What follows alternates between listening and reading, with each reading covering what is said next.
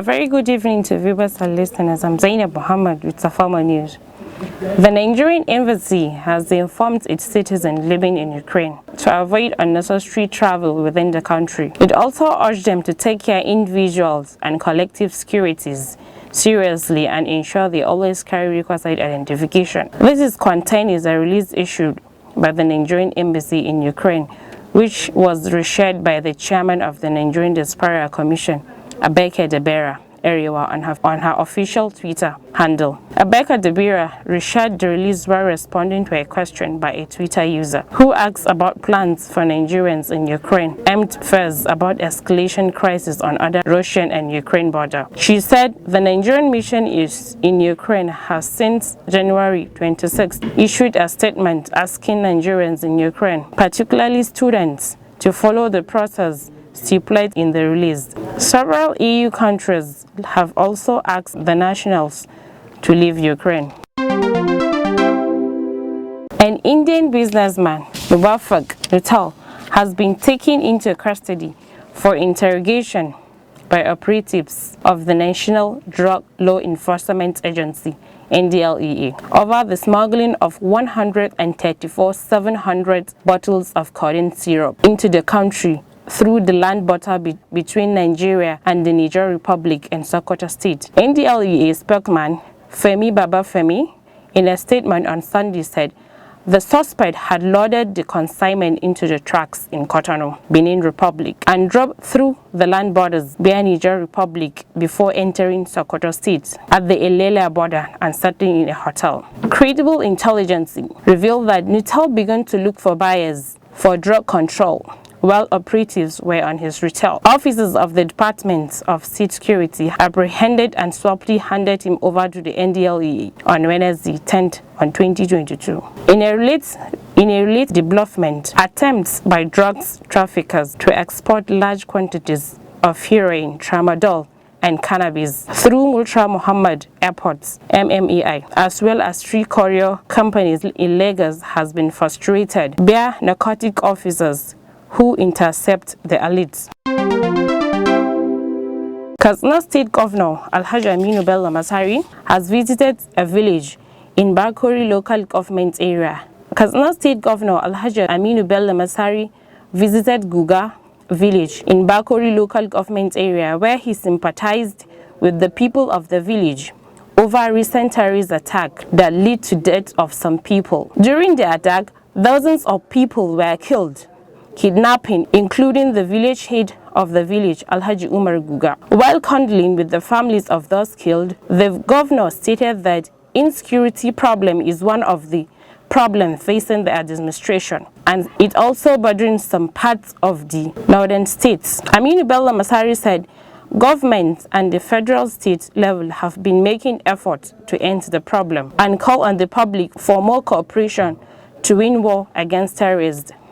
The governor, who promised to assist the victims and work toward the release of those kidnapped, directed the local government to set up a powerful committee comprising traditional rulers, religions and committee leaders, politicians, security agents, to brief him on the causes and effect to the attack as well as recommendations on ways to prevent future recurrence of the incidents. In a remark, the head of administration and finance of the local government, Alhaji Abdullahi Abubakar Duzama, and Makaman Katsina, district head of Bakuri, Alhaji Idris Rusule, thanked the governor for the visit and assured him for doing their best on the fight against insecurity in the area.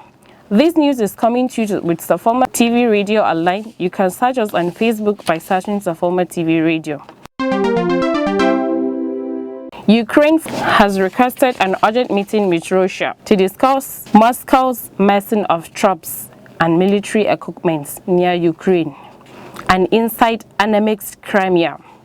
Ukraine Foreign Minister Dmytro Kuleba said on late Sunday that Moscow had been responded after Kiev on Friday made a request via the Organization for Security and Cooperation in Europe demanding Russia explain its activities. Ukraine is now seeking a meeting with Russia within 48 hours, he said. Kuleba remarks come before renewed development efforts aimed at preventing Fed Russia invasion, with German Chancellor Olaf Scholz arriving in the Ukraine capital on Monday. Talks over the crisis with President Volodymyr Zelensky. The finance ministers of the G7 group of large Western companies have warned Ukraine it will face a massive economic consequences should it invade Ukraine and promise to support the latter's economy in the event of any attack. The ongoing Russian military build-up at Ukraine borders is cause for a grave concern. In a joint statement, the G7 finance minister underlined their red lines to act swiftly, decisively to support the Ukraine economy. The G7 is comprised of Canada, France, Germany, Italy, Japan, the United States, and United Kingdom.